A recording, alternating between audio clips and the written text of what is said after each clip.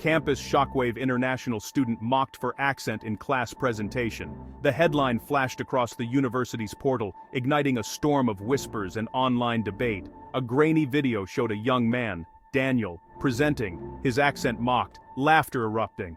The incident became more than bullying. It sparked a campus-wide reckoning about respect and diversity. Daniel's quiet resilience, pausing, then continuing his talk, captivated everyone. He stood his ground, refusing to let mockery define him. The story spread beyond campus, resonating with the Filipino community in Australia. Daniel became a symbol of unseen struggles and strength. The campus was now a stage, and Daniel's courage was at its center. Daniel stood at the front of the classroom, his heart pounding as he prepared to present his research on sustainable urban agriculture. The room was filled with the quiet hum of anticipation, classmates shuffling papers and whispering among themselves. Daniel's hands trembled slightly as he clicked to the first slide, but his eyes shone with determination. He spoke with a gentle Cebuano accent, his words carefully chosen, his passion for the topic radiating through every sentence. He explained how urban farming could transform cities, how it could feed families and build communities. His voice, though soft, carried conviction and hope. Suddenly, from the back of the room, a mocking voice cut through the air. Someone exaggerated Daniel's accent, twisting his earnest words into a cruel joke. The imitation was loud enough for everyone to hear, and it echoed off the classroom walls. Laughter erupted, rippling through the rows of students.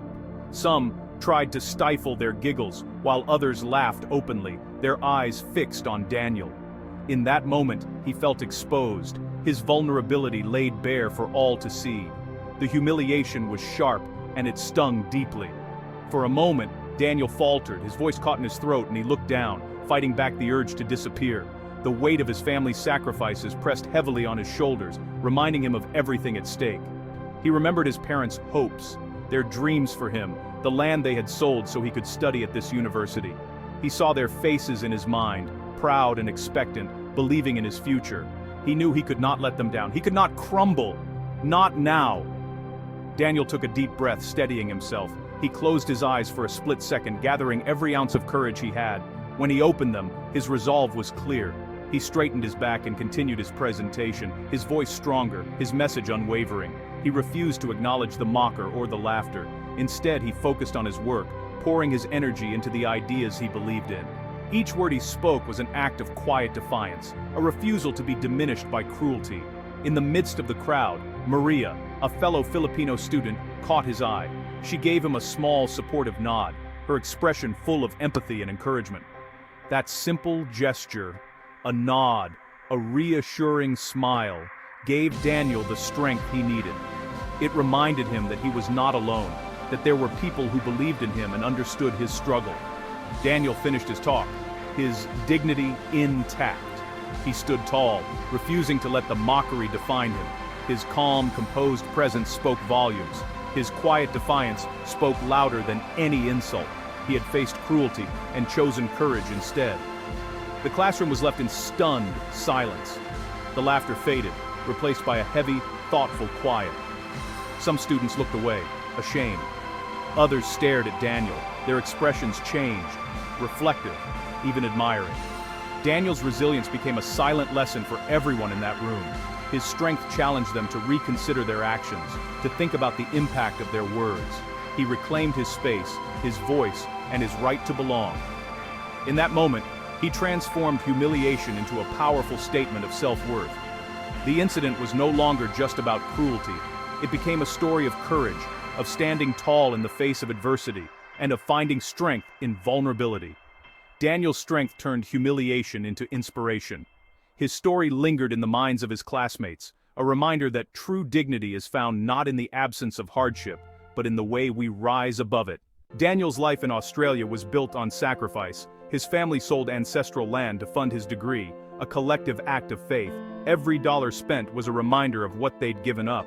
He lived simply, surrounded by photos of home, carrying the weight of his family's dreams.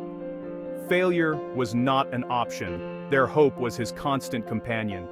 He hid his struggles from his parents, never mentioning the loneliness or prejudice. Their belief in him fueled his determination. The mockery he faced was just one obstacle on a much longer journey. Daniel's accent was the sound of home, not a flaw. It carried the melody of Cebuano, the rhythm of his childhood, and the legacy of his family. In the Philippines, English was a second language, but Daniel's proficiency was never in doubt. Here, his accent was judged more than his ideas.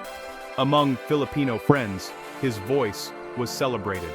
Maria once told him, "Your English is beautiful, Kuya. Don't let anyone make you feel small." Her words reminded him his accent was a badge of bilingualism, not a weakness. Speaking with an accent meant he knew more than one world. Daniel resolved to embrace his voice fully. His accent became his shield and his pride. After the incident, a heavy silence filled the classroom. The air was thick with unspoken words, and every student seemed to feel the weight of what had just happened. No one dared to break the quiet, as if speaking might shatter the fragile sense of normalcy that remained. Students avoided Daniel and Ethan, the mocker, regret and discomfort in the air. Conversations that once flowed easily now faltered, replaced by awkward glances and uneasy shuffles. The incident had created invisible walls between classmates, and the sense of community felt fractured. Daniel responded with quiet dignity, never seeking apologies or confrontation. He sat with his head held high, refusing to let the mockery define him. His silence spoke volumes, showing strength and restraint and a refusal to stoop to the level of his detractors. His calm presence made the mockery seem even more childish. The contrast between Daniel's composure and the immaturity of the whispers around him was stark, and it became clear to many who truly held the moral high ground. The professor addressed respect and inclusion in the next class, prompting some students to offer Daniel quiet support. The message was clear. The classroom was meant to be a safe space for all, and everyone had a role in upholding that standard. Small gestures began to mend the classroom's fabric, a reassuring smile, a gentle nod, or a pat on the back. These acts, though subtle, signaled a shift. Daniel was no longer alone. Empathy was beginning to replace indifference. Ethan remained defiant, seeing himself as a victim of political correctness. He sat apart, arms crossed, convinced he was misunderstood, even as the room's energy shifted away from him. The divide between him and Daniel became a symbol of larger issues. It was no longer just about two students. It reflected deeper tensions about respect, empathy, and the willingness to change. Daniel's grace under pressure was a powerful lesson. His ability to remain composed inspired others to reconsider their own actions and beliefs, planting seeds of growth and understanding. The aftermath forced everyone to reflect on their own choices. Students who had once laughed along now questioned their complicity, and even those who stayed silent wondered if they could have done more. The classroom was no longer neutral. It was a place of reckoning. Every lesson now carried an undercurrent of self-examination, and the atmosphere was charged with the possibility of change. Daniel's dignity shifted the narrative. The realignment had begun, and as the days passed, respect quietly replaced ridicule. The classroom, once divided, was slowly learning the true meaning of dignity and empathy. Alone, Daniel wrestled with self-doubt, replaying the laughter in his mind. He questioned if his accent was a barrier, but channeled his anxiety into relentless work. The library became his refuge, his research, his armor. The upcoming annual research showcase became his focus, a chance for vindication. Ethan, his tormentor, was also competing, relying on charm over substance. Subtle mockery continued, fueling Daniel's determination. He practiced not to erase his accent, but to strengthen his delivery. A supportive professor encouraged him, "Your accent is part of your story. Own it." Daniel transformed doubt into quiet confidence. He was ready for the challenge ahead. The annual research showcase loomed, pressure mounting for all finalists. Daniel's preparation was meticulous, driven by purpose and family hope. Ethan's approach was casual, relying on charisma and native fluency. Daniel called home for comfort, his parents' pride steadying him. He resolved to represent not just himself, but his family and community. On the day, the auditorium buzzed with anticipation. Daniel sat in the front row, nerves taut. Ethan lounged nearby, confident and dismissive. For Ethan, it was a game. For Daniel, everything was at stake. Their paths, one of privilege, one of sacrifice, were about to converge. The moment of truth had arrived. The stage was set for a true test of substance versus style. Daniel was ready to speak for more than just himself. The atmosphere in the auditorium was electric as Ethan strode onto the stage, exuding confidence and charm. Dressed sharply in a tailored suit, he immediately captured everyone's attention, his presence commanding the room. With a quick-witted joke and a dazzling smile, he set the tone for his presentation, blending humor and style seamlessly. His slides flashed with vibrant colors and eye-catching animations, but beneath the surface, the content was thin. Ethan's words flowed smoothly, but his arguments lacked depth, offering little in the way of concrete evidence or meaningful analysis. The audience laughed and applauded, clearly entertained by his performance, but the panel of judges exchanged knowing, skeptical glances, searching for substance behind the spectacle. As Ethan concluded, the applause was loud and enthusiastic. He left the stage with a confident stride, convinced he had made a lasting impression.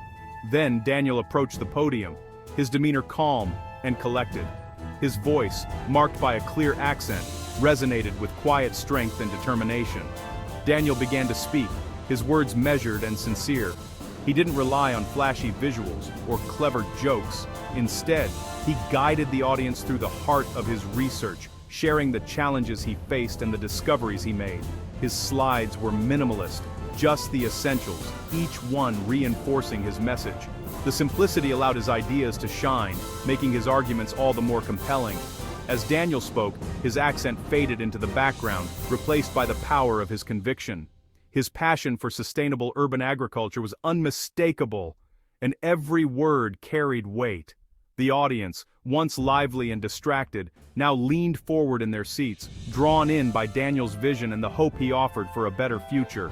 He wasn't just presenting facts and figures. He was sharing a dream, inviting everyone to imagine a world transformed by innovation and care for the environment.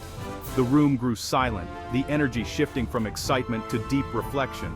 Many in the audience were visibly moved, touched by the depth and authenticity of Daniel's work. As Daniel finished, he closed his laptop with a quiet sense of accomplishment, knowing he had shared not just research, but a piece of his own journey and heart. In that moment, the competition shifted. It was no longer about accents or appearances. It was a true battle of substance, where the strength of ideas and the courage to be authentic mattered most. The judges deliberated as the auditorium buzzed with debate. Ethan basked in attention, certain of victory. Daniel sat quietly, at peace with his effort. Maria whispered, "You were amazing, Kuya." The head judge praised substance over style, then announced, "The winner is Daniel Reyes." For a moment, Daniel was stunned. The applause was thunderous, classmates rising to their feet. Even Ethan offered a grudging, "Good job, your stuff was really solid." Daniel accepted with quiet grace. His first thought was of home. He called his parents, sharing the news. His mother cried with joy. His father's pride echoed across the miles. The victory was theirs as much as his. Daniel had fulfilled his promise. His voice, accent, and all had triumphed.